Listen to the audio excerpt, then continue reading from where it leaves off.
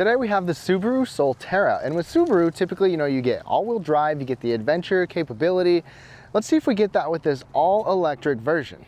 This is actually a joint venture with Toyota, but it has some familiar Subaru characteristics. We're gonna take a full detailed look at the exterior, the interior, talk about the range and how it drives. Let's get started.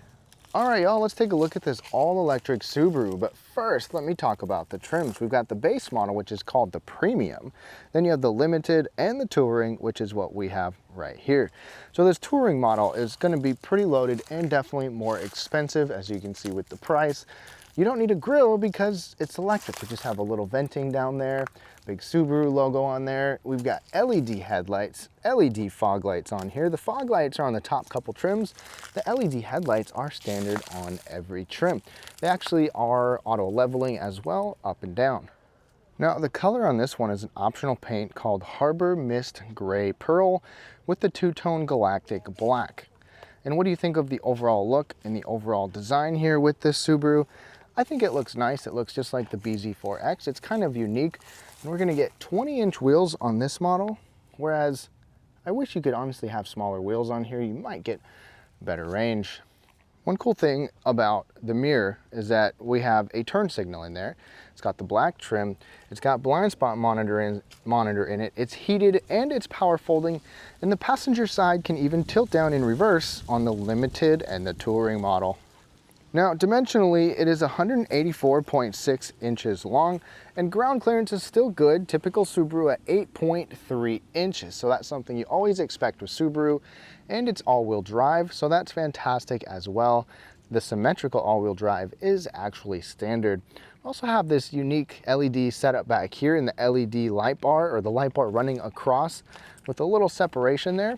What do y'all think of the overall design? Now coming to the cargo area, a power lift gate is on the top couple of trims, just not on the base model. So you've got a little rubber tab to push right there, no foot activated button or anything quite like that. But a couple things I like about back here is it is fairly wide. You've got a good sturdy hook on both sides and tie downs there, as well as at the bottom. Like I said, that is on both sides. I wish there was a 12-volt power outlet back here. One thing that I'm not a fan of is the fact that we don't have a spare tire. You get space for a charging cable, which is great, but no spare tire. This is a cargo cover. You can pull it out. And then to fold these seats down, you can reach. And then check that out. It is fairly flat going through. Opens this up quite a bit to now get over 50-something cubic feet overall. Now let's take a look at the key fob. I like that we can turn on just the air conditioning here, which is basically what happens when you remote start the vehicle. You can also remote start it by pressing the lock button 3 times and holding the 3rd time, just like Toyota. And the smart key system is also on the front door and the back door. So you've got these little lines you can press to lock it, and you have a power folding mirror, and there's a sensor in the back that's very quick and seamless to get in. Now, as we take a look at these seats, the base Premium model is just going to give you 6-way manual seats, but they will be heated. The rest of them give us these power seats, the Limited and the Touring. We've got perforations in this one because we have ventilated seats, but this is a good bolster. I like this two-tone look in here as well. The headrest is not annoyingly far forward. I think these are very comfortable seats. We've got no complaints with that. You've got 2-way lumbar support in here and your regular height and tilt adjustment. It is a manual steering wheel, and it's a unique square design on the steering wheel, and the steering wheel is also heated. Your controls are right here. So you've got your heated steering wheel controls, you've got heated seat controls, heated and ventilated seats on this top trim. But it can be an automatic mode to where the car will automatically dictate whether it is in ventilation or heat or whatever.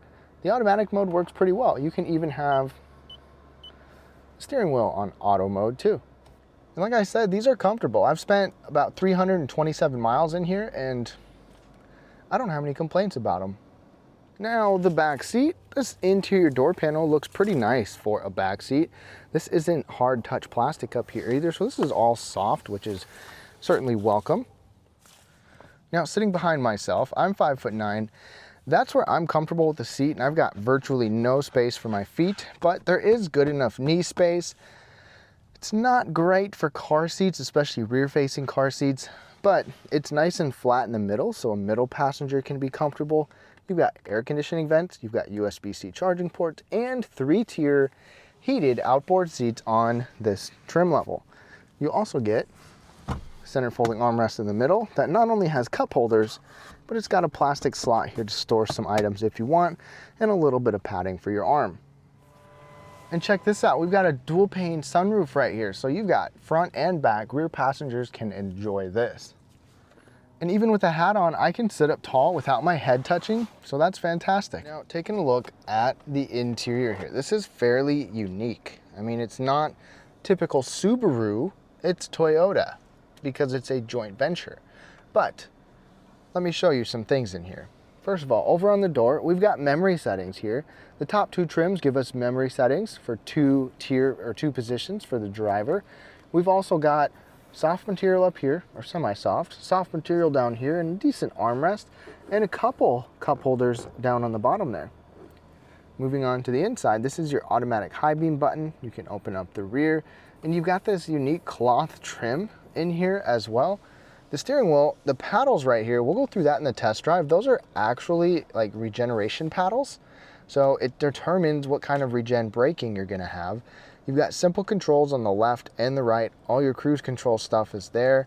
More of your display controls are up here. So let's go through this. This can be somewhat customized. You can move stuff around like this. You can go back to that. You can see different trip information on here. You've got different screens you can toggle through. This is just like what we saw in the Toyota BZ4X as well. You can customize some of your driver assist settings on here. You can see we have pretty much everything on, but there's really a lot that you can do, and it's a pretty nice setup overall. The actual trip button to toggle between that is over here, which is a little bit weird. Same with your interior brightness, and we even have auto rain sensing wipers, which are pretty nice. So right now, take a look at this. It says 100%, if it'll focus, it says 100% battery life, 178 miles of range. See the little fan? That means it's because we have the fan on. So if I turn the air conditioning off, if I turn the ventilated seats off, the steering wheel off, 194.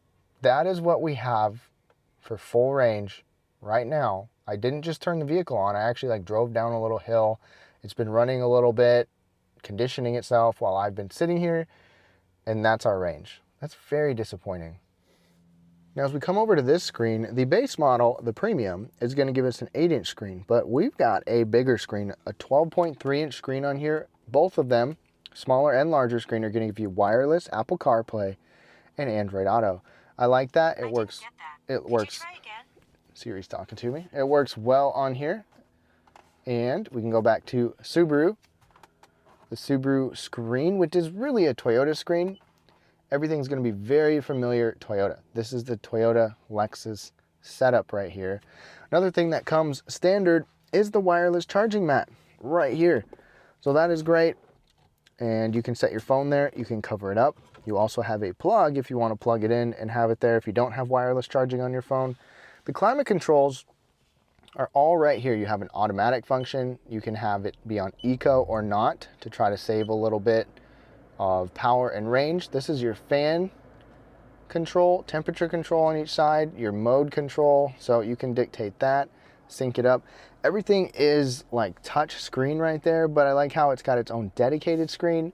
There's still a volume button right here. I wish we had a knob because it's volume, it's like slow on there and it's slow on here. There's no fast like crank it up, crank it down, but that's a small complaint. Push button start is down there.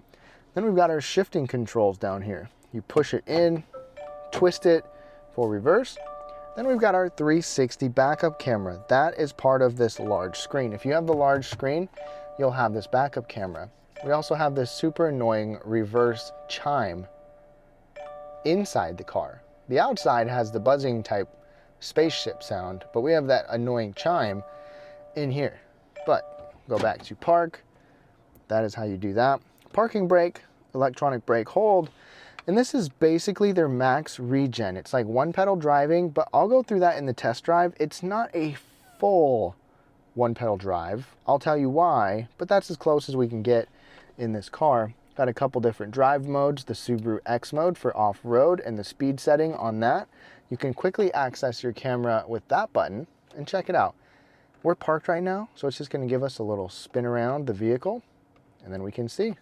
Pretty cool. If I go into drive, it's gonna go ahead and go there.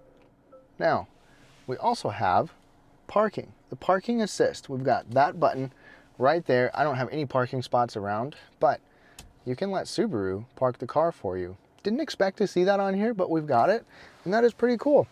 Now, another thing, below this little stack up there, we've got two USB-C charging ports, one on each side. There's even a little shelf there and a 12-volt power outlet, and it's carpeted on the bottom so stuff isn't loud and scratchy and plasticky when it's sliding around. My giant hydro jug mug right here fits, but the cup holders are like squished together. So, and this, it's kind of sunken down, so I can't really comfortably get it in there.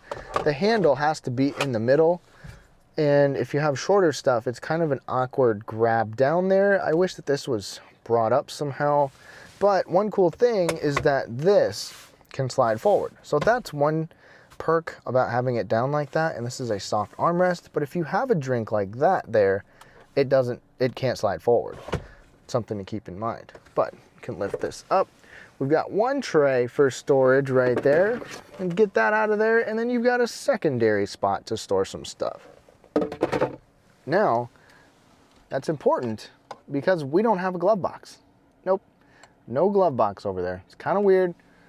Got this interesting section there of like material, and this whole dash is pretty wild running across. But one positive is we have the 11 speaker Carmen Harden audio system, which sounds pretty good. Another cool thing is this digital rear view mirror. We've been seeing this more in different brands. This is on the touring model. Otherwise, you'll get an automatic dimming model standard, and then garage controls will be added to the limited model and this touring model. And then I already showed you the panoramic glass. That is on the touring only, which looks pretty awesome. Okay, so now looking under the hood, obviously this is an electric vehicle. The primary aspect is the big battery that sits at the bottom of the car. This is just a bunch of hardware, but I'm showing you because we don't have a front trunk like you get on quite a few other EVs now. It would be nice, but this is what we get. So the standard option here is a 72.8 kilowatt hour battery with a dual motor all-wheel drive system. Of course, all-wheel drive is standard with Subaru. It gives you 215 horsepower and 249 pound-feet of torque.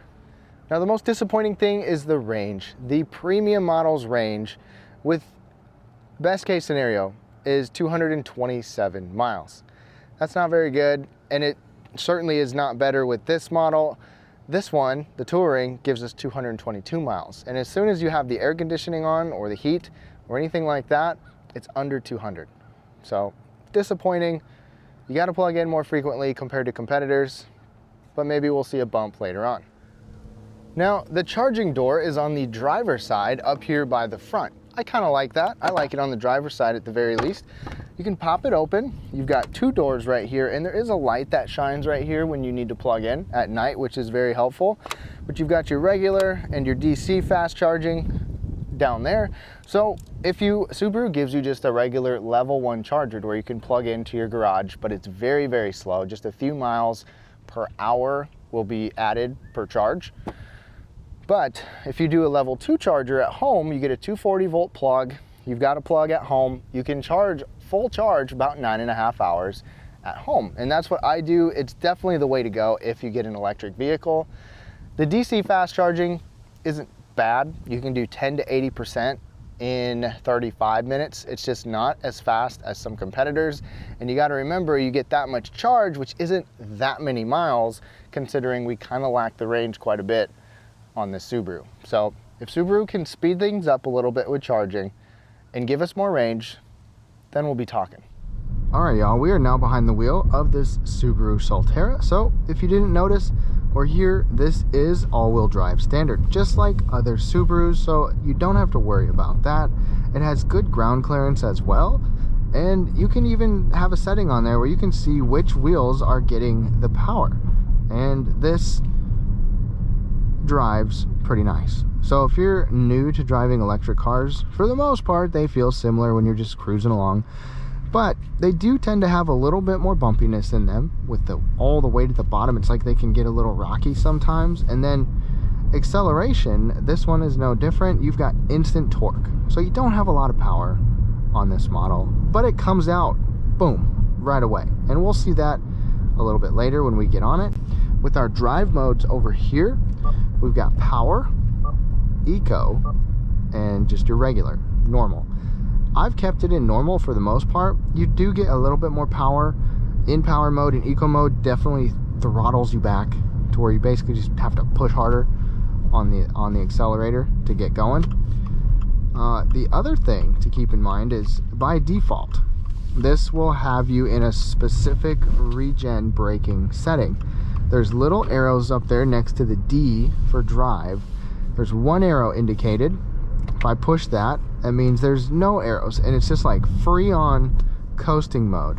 If I press the left paddle, we've got tier 1, tier 2, tier 3, and then tier 4, which is basically one pedal driving. You can push the button over here that I showed you for one pedal driving, but it's not a full one pedal drive. It doesn't aggressively slow you down as much as other cars, and it doesn't bring you to a stop, which is surprising. You can keep moving. It's like it's got a constant creep to it.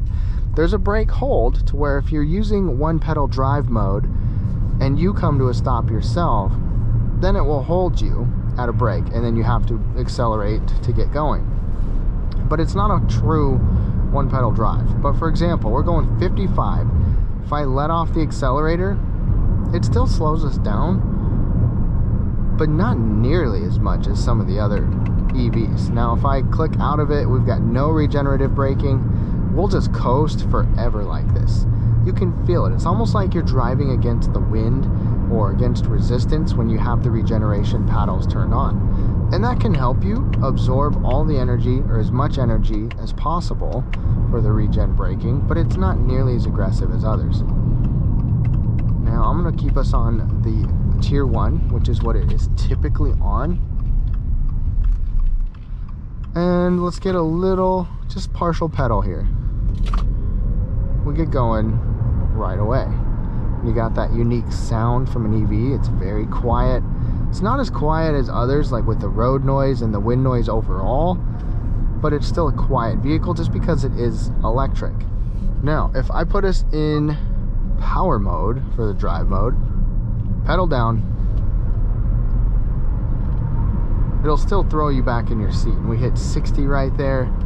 It's very quick. Passing is good on here. You do run a little bit out of juice after a bit when you're accelerating, but the very quick torque is excellent day to day, and there's no loss of traction with this all-wheel drive. In city driving, in town, it's perfect.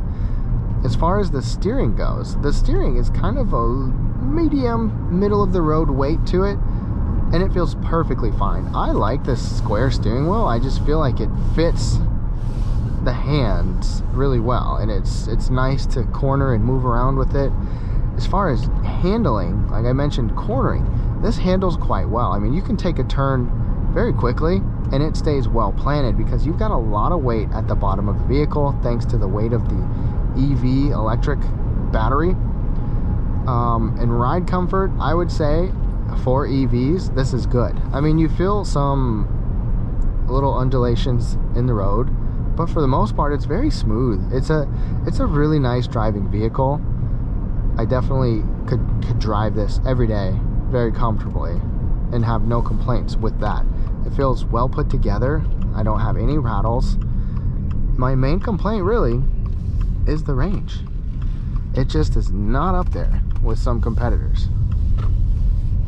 Like I had an EV, it was an SUV, more expensive before this, that I charged it up and I drove several miles, drove it to work, drove it quite a bit, and it still had over 200 miles of range before they picked it up. And this one, when I start out with the air on, it's not even up to 200 miles. But that's just, it's their first attempt at an EV, and I feel like they didn't quite put as much effort into that as they could have. But I would suspect with Subaru and Toyota being a little more conservative on that battery, on the range, on the size, on the charging speed, that maybe this battery is going to be able to produce a lot of miles. Just a guess, and I hope that's the case, but let's go ahead and wrap things up. So to wrap things up on this Subaru Solterra, their first and only all-electric vehicle, which is a joint venture with Toyota, just like the BZ model. And the biggest takeaway for me is that it really lacks range. You don't get a high range option, and when you have the air running, you're well under 200 miles of range from a full charge. Now, if Subaru can up the battery size, up the efficiency on that battery, I think that this could be a serious player because it is nice inside. You still get Subaru's all-wheel drive, good ground clearance, and it does drive pretty nice.